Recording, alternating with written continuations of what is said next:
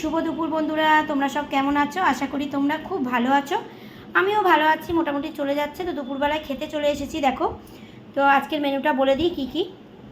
আজকের একদম সিম্পল খাবার হচ্ছে, কিছু হয়নি। তো দেখো, একদম পুরো সরু চালের ভাত। তোমরা তো জানো এই চালটা খাই আমি, কী চাল। আর এখানে দেখো আলু ভাজা আছে, পুরো মানে চাকা চাকা করে কেটে আলু ভাজা আছে। আর এখানে হচ্ছে কলমি শাক ভাজা।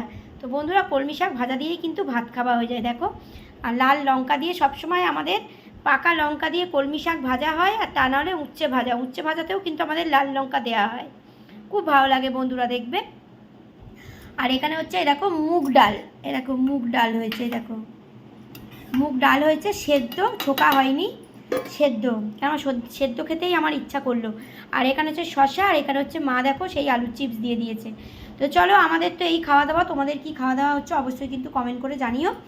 তো চলো, তোমাদেরও যাদের খাওয়া দাওয়া হয়নি ঝটপট যাও খাওয়া দাওয়া করে নাও, কেমন? আমাদের আজকে সিম্পল খাওয়া দাওয়া, আর কিছুই হয়নি।